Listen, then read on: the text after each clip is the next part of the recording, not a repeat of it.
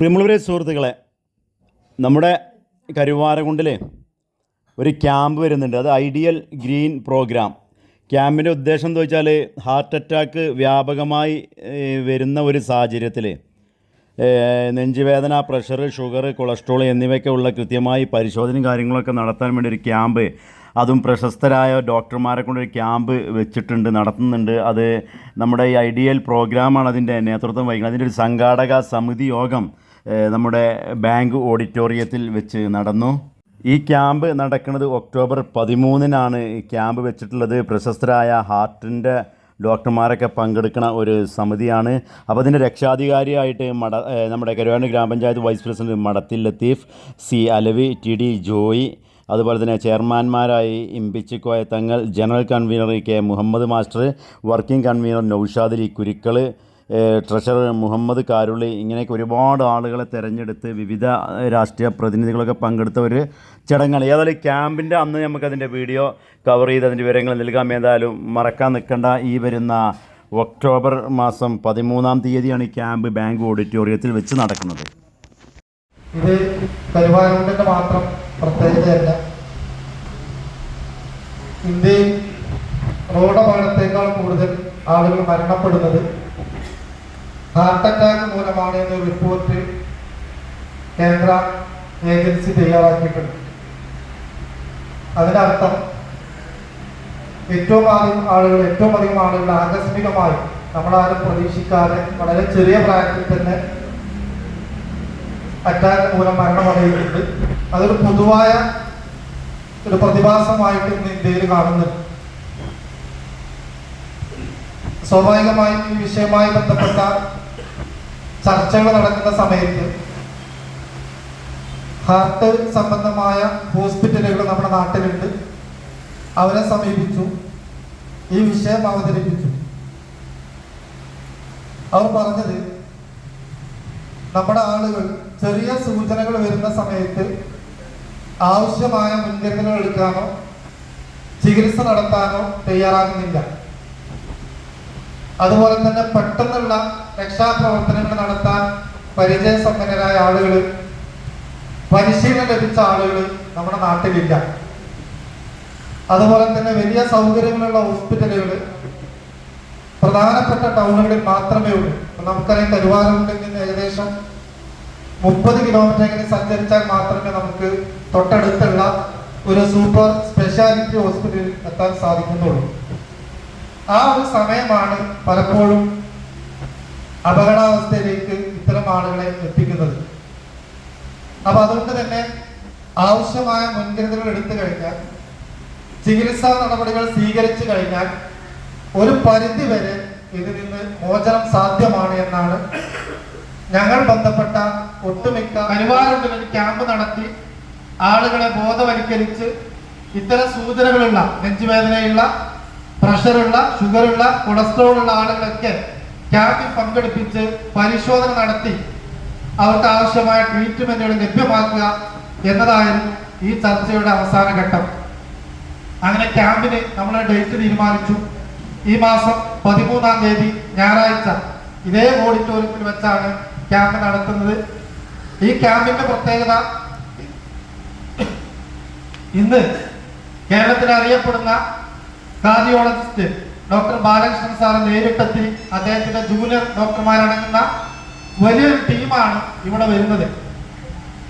പക്ഷെ ഞങ്ങള് ഒരു കണക്കെടുത്തപ്പോൾ 1000-ലധികം ആളുകളെ, നമ്മുടെ പഴയ സർവേ റിപ്പോർട്ട് എടുത്തപ്പോൾ 1000-ൽ ആളുകളെ നമുക്ക് പരിശോധിക്കേണ്ടതുണ്ട്. എന്നാൽ ഡോക്ടർ പറഞ്ഞത്, നമുക്ക് ECG സൗകര്യമുണ്ട്, ഒരേ സമയത്ത് നമുക്ക് 2 ECG മെഷീൻ വരെ പരമാവധി സംഘടിപ്പിക്കാം.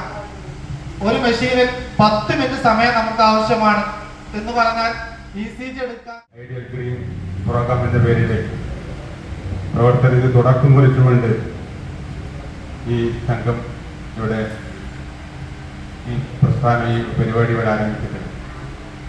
നമുക്കറിയാം, ഗ്രാമപഞ്ചായത്തിന് മുമ്പിൽ മലപ്പുറം സഹകരണ ഹോസ്പിറ്റലുമായി അതിന്റെ പേപ്പർ വർക്കുമായി വന്ന സമയത്ത്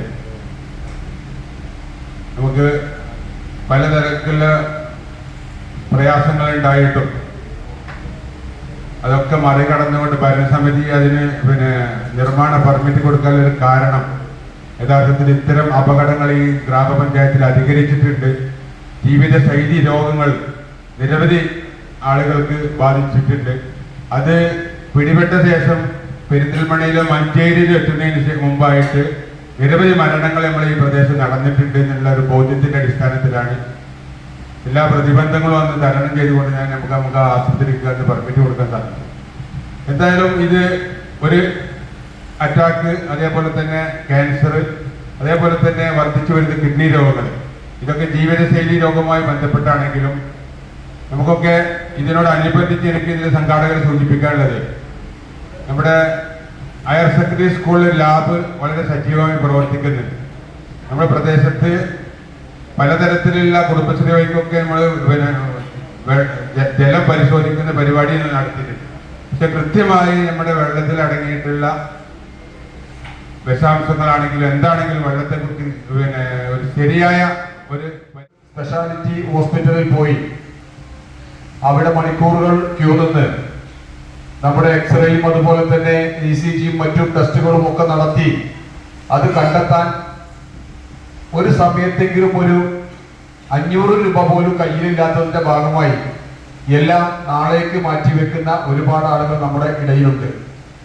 അത്തരത്തിലുള്ള ആളുകൾക്കൊക്കെ തന്നെ അത്തരത്തിൽ ഈ ഒരു ക്യാമ്പ് 13-ാം തീയതി നടക്കുമ്പോൾ സൗജന്യമായി അതിനൊരു അവസരം കിട്ടുക എന്ന് പറയുന്നത് അവരെ സംബന്ധിച്ച് അവരുടെ ഏറ്റവും വലിയ ജീവന്റെ വില ആ ഒരു ചെറിയ നമ്മുടെ സേവനത്തിലൂടെ ലഭ്യമാകുന്നു എന്ന് പറയുമ്പോൾ അതിന്റെയൊക്കെ മഹത്തരമായ വലിപ്പം എത്രയാണ് എന്ന് നമുക്ക് ഓരോരുത്തർക്കും ചിന്തിച്ചാൽ അറിയാം.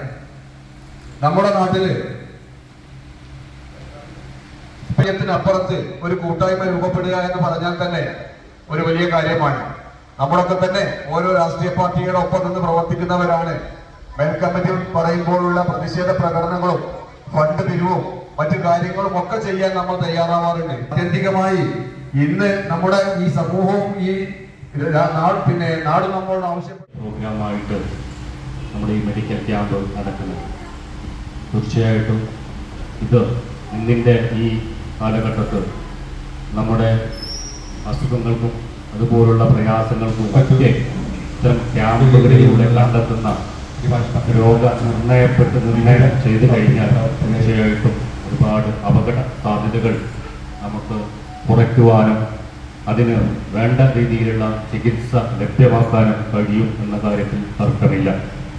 അതേപോലെ ഇവിടെ നൗഷാദ് മാഷ് സൂചിപ്പിച്ചതുപോലെ നമ്മുടെ നാട്ടിൽ കൂടുതലായി കാണപ്പെടുന്ന ഒരു ലഹരി ഉപയോഗവുമായി ബന്ധപ്പെട്ടൊക്കെ അതിൻ്റെ പ്രവർത്തനങ്ങളിലും അതിനെതിരെയുള്ള ബോധവൽക്കരണവും അതിനോടുള്ള പ്രതിരോധവും ഒക്കെ ലോകം മുഴുവനും കോവിഡ് വാക്സിൻ കഴിഞ്ഞതിന് ശേഷം പ്രത്യേകിച്ച് കേരളത്തിൽ അന്നതിന് ശേഷം 40-നും 60-നും ഇടയിലുള്ള ഒട്ടനവധി യുവാക്കൾ മരിച്ചിട്ടുണ്ട് എന്ന് വിദഗ്ധ ഡോക്ടർമാർ തന്നെ പല സാഹചര്യങ്ങളിലും എനിക്ക് മനസ്സിലാക്കാൻ കഴിഞ്ഞിട്ടുണ്ട്.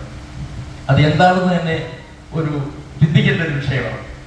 അത് കൂടുതലും മരണപ്പെട്ട 40-60 വയസ്സ് അല്ലെങ്കിൽ 65 വയസ്സ് ഇടയിലുള്ള ഒട്ടനവധി പേര് മരണപ്പെട്ടിട്ടുണ്ട്.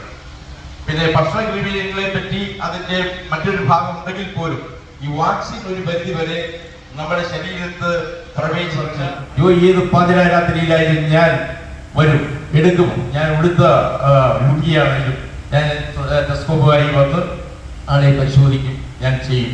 അതുപോലെ തന്നെ വീണ്ടും അദ്ദേഹം ഒരു കാര്യം എടുത്തു പറഞ്ഞു, ഞാൻ അന്നത്തെ കാലത്ത് കറണ്ട് ഇല്ലാത്ത കാലഘട്ടങ്ങളിൽ മണ്ണെണ്ണ വിളക്കിന്റെ വെളിച്ചത്തിൽ 100 കണക്കിന് പ്രസവം ഞാൻ എടുത്തിട്ടുണ്ട്. ഞാൻ ഞെട്ടിപ്പോയി അത് കേട്ടപ്പോൾ. അദ്ദേഹം ഇപ്പൊ നമ്മളോട് ഇല്ല, അദ്ദേഹം അറിയുന്ന ആൾക്കാരാണെന്ന് എനിക്കറിയാം. പക്ഷെ ഞാൻ കൂടുതലായിട്ട്